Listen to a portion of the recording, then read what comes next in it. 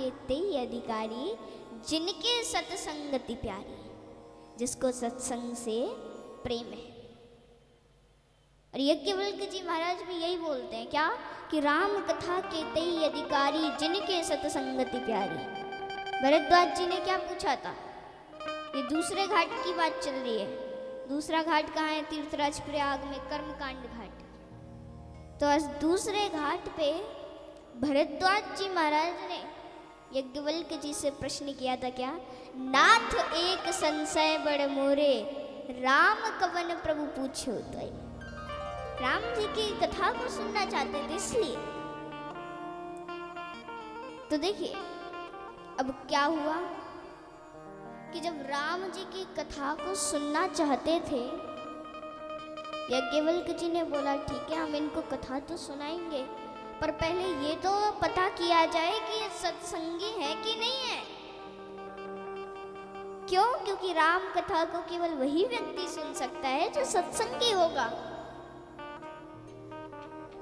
तो आज यज्ञवल्क्य जी ने क्या किया, भरद्वाज जी को पहले राम जी की कथा नहीं सुनाई, बल्कि भगवान भोलेनाथ के, भूत बावन भगवान भोलेनाथ जी के दिव्य विवाह की कथा को सुन कराया। क्यों? क्योंकि यदि भरद्वाज जी सत्संगी हुए, यज्ञवल्क्य जी ये जानना चाहते थे कि यदि भरद्वाज जी सत्संगी हैं तो वे शिव जी के विवाह की कथा को सुन लेंगे, टोंकेंगे नहीं। और यदि सत्संगी नहीं होंगे तो बीच में टोंक देंगे क्या, महाराज हमने आपसे राम जी की कथा पूछी थी, टोंक देंगे। अब देखिए आज कहते हैं कि यज्ञवल्क्य जी ने दूसरी कथा प्रारंभ की है। कहते हैं एक बार त्रेता जुग माही, शंभु गए कुंभज ऋषि पाही। राम सिया राम सिया राम जय जय राम, राम सिया राम सिया राम जय जय राम। ओ एक बार त्रेता जुग माही, शंभु गए कुंभज ऋषि पाही। राम सिया राम सिया राम जय जय राम, राम सिया राम सिया राम जय जय राम। ओ संग सती जग जननी भवानी, पूजे ऋषि अखिलेश्वर जानी। राम सिया राम जय जय राम, राम सिया राम जय जय राम। ओ संग सती जग जननी भवानी, पूजे ऋषि अखिलेश्वर जानी। राम सिया राम जय जय राम, राम सिया राम जय जय राम। ओ राम कथा मुनि करज बखानी, सुनी महेश परम सुख मानी। राम सिया राम जय जय राम, राम सिया राम जय जय राम। ओ राम कथा मुनि करज बखानी, सुनी महेश परम सुख मानी। राम सिया राम जय जय राम, राम सिया राम जय जय राम। और देखिए गोस्वामी जी महाराज कहते हैं कि मानस जी में जब जब, देखिए मानस जी में दो शब्द हैं जो कई बार प्रयोग किए गए हैं, और वो दोनों शब्द जब जब आते हैं तब तक वहां पर कोई ना कोई विशेष घटना घटित होती है। अच्छा, कौन से शब्द हैं? कहते हैं कि पहला है एक बार और दूसरा है तही अवसर। तो आज क्या हुआ कि एक बार भूत भवन भगवान भोलेनाथ और मैया सती जी साथ में चलते हैं। कहाँ पर? कथा सुनने के लिए। किसकी? राम जी की कथा सुनने के लिए। और देखिए, आज जैसे ही राम जी की कथा सुनने के लिए बाबा पहुंचे, बाबा ने दरवाजा खटखटाया, ऋषिवर ने दरवाजा खोला। जैसे ही सामने भूत भवन भगवान भोलेनाथ मैया सती जी को देखा, आहा, आनंद से नाचने लगे। आज आनंद से नाचने लगे। भीतर लेकर के गए, दिव्य आसन पर बिठाया, 1600 प्रकार पूजन किया, चरणों को पखारा और इतने प्रसन्न हैं आज। देखिए, आज मैया सती जी ऋषिवर के इन क्रियाकलापों को देख करके आश्चर्यचकित हो गए। क्यों? मैया सती जी सोचती है कि वैसे तो नियम के अनुसार श्रोता को वक्ता की पूजा करनी चाहिए, परंतु यहाँ क्या हो रहा है? ऋषिवर वक्ता हैं और हम श्रोता हैं, तो वे हमारी पूजा कर रहे हैं।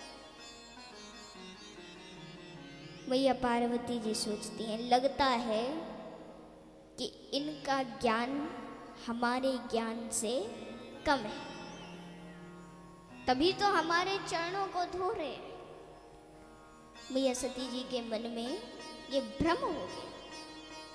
अब जब भ्रम हो गया तो कहते हैं, मैया सती जी मन में सोचती हैं कि अब जब ज्ञान ही कम है तो क्या कथा सुनाएंगे? जब ज्ञान ही कम है तो क्या ही कथा सुनाएंगे? अच्छा देखिए, कौन से ऋषि के पास गए थे भोले बाबा? देखिए, ये ऋषिवर जो है ना, इनका वर्णन राम कथा में भी आया है और श्रीमद् भागवत कथा में भी आया है। अगस्त जी महाराज। क्यों? क्योंकि जब गिरिराज जी भगवान ने उठाए थे, जब इंद्र ने क्रोधित होकर वर्षा की थी ना, तो एक तरफ सुदर्शन चक्र थे, क्या कर रहे थे? जल को सुखा रहे थे। नीचे से शेषनाग जी निकले थे, सो चारों तरफ से बाग लगा ली, सो ब्रज में पानी गया ही नहीं था। और एक तरफ अगस्त जी बैठे पानी को पी रहे थे। क्यों? क्योंकि अगस्त जी महाराज जब भोजन करते थे ना, तो कोई भी उनको पूर्णतः भोजन नहीं करा पाता था। मैया सीता जी जो हैं, जानकी जी, राज अभिषेक के बाद मैया जानकी जी सभी ब्राह्मणों को भोजन कराती हैं। अब देखिए, जानकी जी के मन में थोड़ा सा क्या हुआ कि ये भाव उत्पन्न हो गया कि हमसे अच्छा स्वादिष्ट भोजन कोई बनाता नहीं है, और उस भोजन को सभी प्राप्त करते हैं, परंतु मेरी रसोई कभी खाली नहीं होती है। क्यों? जगदम्बा है। राम जी ने सोचा, अच्छा इनको अभिमान हो गया, इनका अभिमान तो दूर करना पड़ेगा, नहीं तो क्या होगा कि भैया ये केवल हमारी पत्नी नहीं है, जगदम्बा है, जगत जननी है, कहे तो भगवान की शक्ति है, माया है। ये कौन? जानकी जी। क्या किया? अगस्त जी को निमंत्रण दिया। मैया सती जी को सीता जी को बताते हैं कि एक ऋषिवर है, आप उनको भोजन कराइएगा। मैया सीता जी बोली, ठीक है, कराएंगे भोजन। अब अगस्त जी महाराज आए, राम जी ने स्वागत किया, आइए। अगस्त जी आए, भोजन करते हैं। मैया जानकी जी ने जितना भोजन बनाया था सारा समाप्त हो गया। क्यों? जब तक मैया जानकी जी लेने जाए तब तक यहाँ पे समाप्त हो जाए। दासियों को भी लगा दिया जल्दी जल्दी बनाओ। अब जितना बेचारी दासियां बना पाए भोजन उतना भी पूर्ण समाप्त हो गया। पूरी रसोई खाली हो गई, परंतु अगस्त्य जी कहते हैं अभी और लाओ। मैया जानकी जी परेशान हो गई। मैया जानकी जी ने क्या किया, राम जी को बुलाया। बोले प्रभु आपने जो ये दिव्य ब्राह्मण बुलाया है, ये तो दिव्य ब्राह्मण बुलाइया चीज है। क्यों? इसने तो पूरी रसोई खाली कर दी। अब क्या करें प्रभु, क्या खिलाएं?